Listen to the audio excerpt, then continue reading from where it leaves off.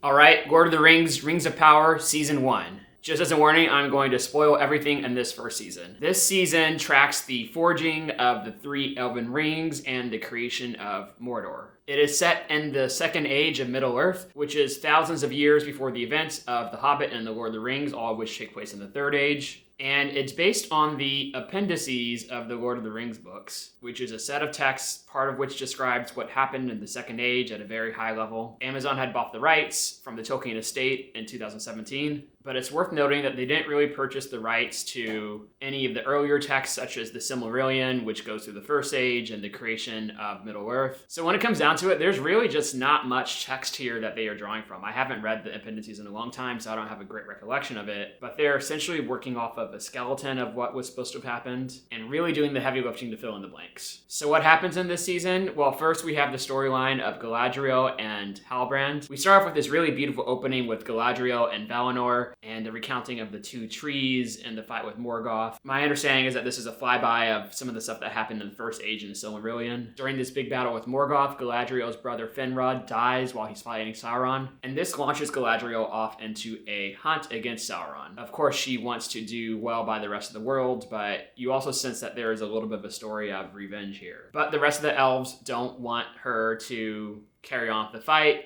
and so they send her off to Valinor. But at the last moment, she says to herself, I can't turn away from the fight. She goes back, takes a really, really long swim to shore. Like, elves must just be really, really good swimmers. But then she meets Halbrand, and they are adrift at sea together until they are picked up by Elendil, who takes them to Numenor, which I have to say is one of the most beautiful environments I've ever seen depicted on screen. We get into this extended back and forth around whether the Numenorians will go and help the Southlanders, and eventually they do. This all leads to this really awesome climax where there's a fight between the Numenorians and the Southlanders and the orcs. The good guys win, at least that's what you think for a few minutes, until you find out that, hey, they've been trying to create Mordor this whole time, and they are successful. And then we find out that Halbrand has been Sauron all along, which we find out through this really well-done dream sequence between him and Galadriel. And then Halbrand/Sauron ends up in Mordor, likely to carry out whatever evil plans he has in mind. Then we have the storyline with Elrond and Durin. They've been friends for a long time, but because elves live so much longer than dwarves, Elrond has neglected to see Durin for a very long time. But nevertheless, they are able to start repairing their relationship,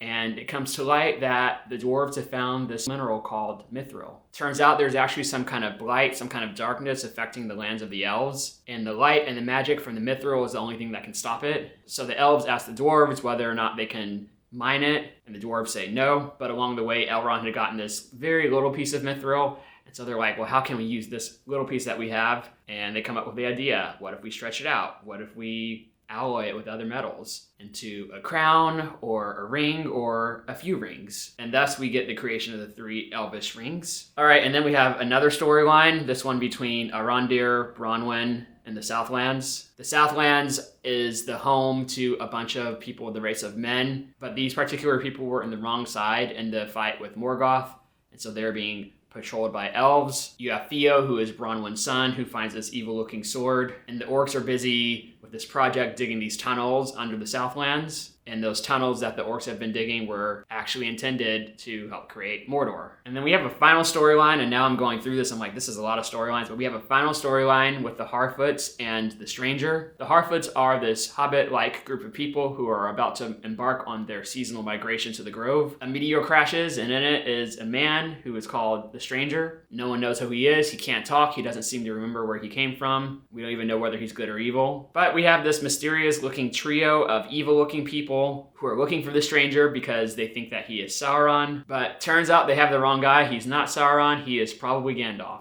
And at the end we have the Stranger and Nori heading off to Rune, searching for this constellation of stars, which seems like it's going to be something that's key in helping Gandalf remember who he is. So that was a lot. I have to say, I am actually a massive fan of Lord of the Rings. It's probably my top favorite movie series of all time. I've watched each of those movies repeatedly, and I especially got engrossed in the behind the scenes as a kid. One of the things that got me so interested in the entertainment industry in general. So I was super excited to hear that the show would be coming out, and I watched it as soon as it came out every week. All right, so what did I like about this season? The first, and by far, is just the overall production quality and just the care that was put into the actual filming of the show. You can tell that the money is really on the screen. The show is just absolutely beautiful. I remember pulling up after the first 15 minutes of the first episode, where you have the opening with Valinor and the battle with Morgoth and Galadriel going into that ice place to hunt Sauron, and she takes down this troll. And I remember looking at my watch and thinking, it's only been 15 minutes in, and I've already seen so much. This is already so amazing. And I was like, I don't even care if the plot is good, if the story is good. This is just so visually appealing that it doesn't even matter. I love how it's not a complete carbon copy of the Peter Jackson vision and the Peter Jackson production design. You can tell that they were somewhat inspired by it. Like, for instance, if you look at some of the designs of the environments and some of the Elven lands. But you can tell that they were also going their own direction in some cases. Like the choice to not have all the elves be long-haired, androgynous creatures. Probably my favorite elements of the production design were the environments. Just a few examples. The first I'll call out is Eregion, which they show as a very quick shot in episode 2. It's like, wow, there's so much that you put into that shot and so much design work that went into that, and you're only showing it on the screen for a very short period of time. Wow. Another I'll call out is Khazad-dûm, which when it first appears in episode 2, again, I was just completely amazed. I even like just some of the landscape and environment shots that you see, like in the Southlands or in the mountains outside of Khazad-dûm. And maybe best of all in terms of environments is the land of Numenor. I think that this city is just absolutely breathtaking. I cannot believe all the detail that they put into the design. It's just like, wow, this is beautiful. I want to go there. All right, before we get on with the rest of the review, I wanted to get in here and discuss one thing that I found really interesting when it comes to the actual production quality of the show. Because when we do look at this show, it does seem like we are really crossing over the point where the quality of TV is either equaling or surpassing the quality of movies. And that is actually not that surprising when you consider just how much they spent on this first season of Rings of Power. All right, so the first thing I'll say is that the rumor is that they spent about $465 million on this season of television. And that's not even including another $250 million that they spent just acquiring the rights to the materials. Each episode is about an hour long, and there are 8 episodes in this season, and so that gets you to about $60 million per hour of TV. So that's really a lot. And just in case you don't have a great frame of reference for how much that is, I'm going to go through a few comparisons. So first, some other TV shows. Now, one example I'll give is Mad Men, which is a little bit of a lower complexity show, not tons of visual effects or like magic or creatures, but still a good, well-written show. That show cost about $3 million per episode to make. Next up, we have the original Game of Thrones show, which at the time was said to be a very expensive show in its own right. The rumor is that they started out at about $6 million per episode in the first season, but then by the time they got to season 8, it had risen to about $15 million per episode. And then this trend has continued. Like when you look at some of the major shows that have been released since Game of Thrones, one example was The Mandalorian on Disney Plus. That was about $15 million per episode. You have The House of the Dragon, which just ended as I'm filming this. That costs about $20 million per episode. You have WandaVision, which is about $25 million per episode. And then you have Stranger Things Season 4, which is the most expensive show I've found reference to, at least in this research, aside from Rings of Power. And that one comes in at a whopping $30 million per episode for Season 4. And I haven't seen that season yet. Still need to go back and catch up. So you can see that most of these other shows are somewhere between the single-digit millions of dollars up to maybe $30 million per episode. And Rings of Power is like at least twice that. But you know what? Let's even leave the land of television and let's go straight to movies as another comparison point. Let's go all the way back to the original Lord of the Rings movie, Lord of the Rings Fellowship of the Ring. That movie came out in 2001.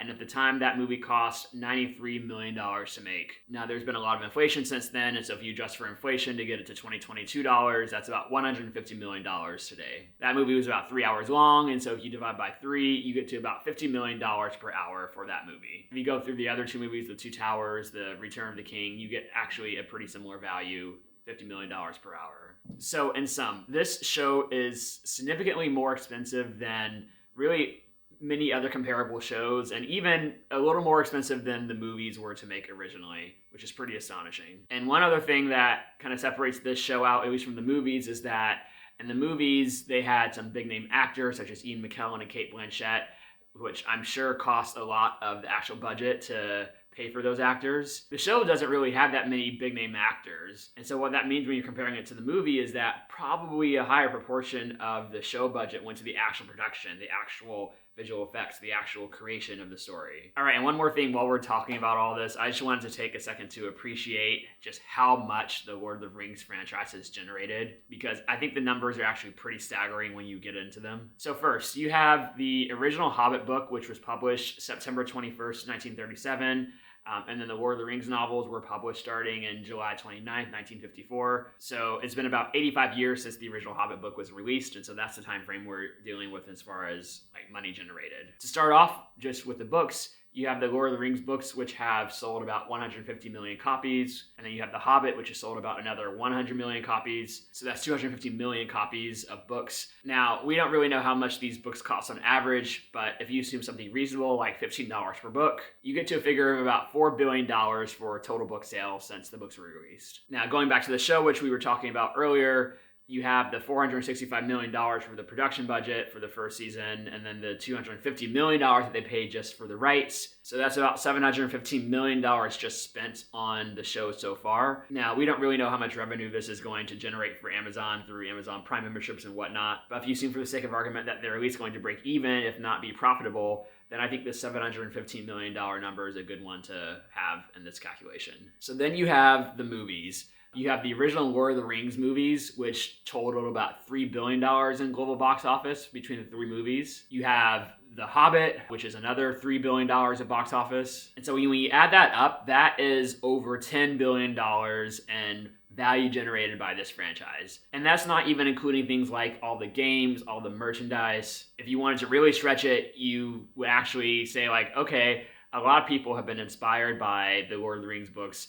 A lot of the other stories, such as Game of Thrones and all the other fantasy stories out there, trace some of their origin to the Lord of the Rings. And so you could try to claim some of the value from those shows as well. But however you cut it, I think it's pretty safe to say that at least $10 billion has been generated by this franchise, which is really staggering when you think about it. At the end of the day, this is just one story made up by one guy. And yes, he spent a lot of his life coming up with this story. And yes, it's really detailed and really beautiful. But at the end of the day, it is just one guy's idea. I think that's pretty inspiring. And especially as I'm starting to get into creating my own things, not that I will ever create anything of that scale, but it is pretty motivating to see the large impact that just one person can have. All right, with that, back to the review. So that's one thing I love about this series, just the overall quality level of the production. The second is that it really just immerses you in full-on Tolkien-style fantasy and does not shy away from it. They're not afraid to introduce multiple characters, multiple fantasy concepts. They're not trying to water this down for a more general audience, or at least not that much. And they're even trying to include some of the more obscure aspects. One example is that the dwarves keep referring to this guy named Aule, which is one of the gods in Middle-earth, like if you had read the Silmarillion, it's in there. And this is one of those things where they keep making these references, which the book nerds will enjoy, and hopefully general audiences will also appreciate, or will just go over their heads. Another is in the last episode where they say that the stranger is a member of the Astari. It's like, what the heck is an Astari? And they do define it in the show for us as a wizard, but I think an alternative version of the show may have been too afraid to get that obscure concept in there, and so they may have just like said, we're not going to call him an Astari, we're going to call him a wizard. I like that they're not shying away from that kind of stuff here. And so I do think that they have really captured the spirit of Tolkien in this series. And some of the writing and some of the just like lines I think are beautiful, and some of the concepts expressed. Like in episode 2, you have Disa, who is talking about how she was like resonating with the rocks and like listening to the rocks, and the rocks have their own story, and if you listen to them, and they have this tree, and they're like, I'm surprised that the tree can grow here with no light. But no, of course the tree grows there because it is in a house full of love. Cheesy, but I love it. Another one of these well done moments in my opinion was this exchange between Sauron and Galadriel when Sauron's identity is revealed. Just how they shot it and the lines that they wrote to communicate that, just really beautifully done. And as a side note, also gives you a little bit more motivation and context for that moment in the first Lord of the Rings movies where Galadriel freaks out as she is resisting the temptation of the ring. And then final example of this is the whole revelation of the stranger not being Sauron, instead being Gandalf. And the whole notion that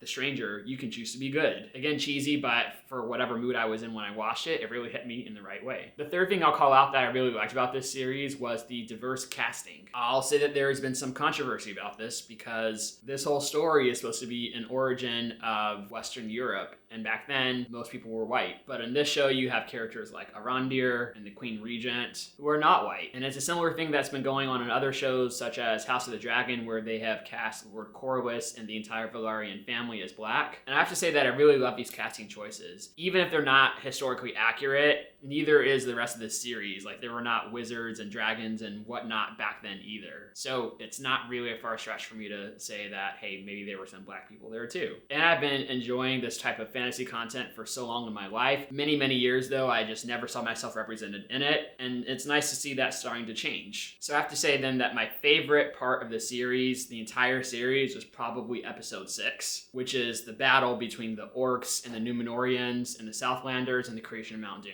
This was just the most tense and exciting episode of the entire series. One of the episodes where I thought there was the most momentum and forward movement of the story. Just beautifully shot. And I have to say, I also love what I thought the show was starting to do around Adar and the orcs, and maybe making Adar a more sympathetic character in that he's just trying to create a home for his orcs. And it stretches the imagination a little bit because, yes, the orcs are definitely evil, but it would have been actually interesting to see them lean into that a little bit more. They say that the best villains are the ones where you can understand their motivations and even empathize with them a little bit. So this is one where I think they could have pushed it a little bit more. Okay, and then the final thing I will say that I love about the show is just the soundtrack. It is just really, really beautifully played music. It's worth noting that this is not the same composer from the Lord of the Rings and Hobbit movies. That composer was Howard Shore. This is a different composer named Bear McCreary. And I just have to say, for the last few weeks, I've been listening to the soundtrack nonstop at work and have been really enjoying it. All right, so that's what I loved about this series, and you can tell that there was a lot. What are a few things that I would have considered changing? The biggest one that I have had this internal debate on this entire series has been the pace of the show.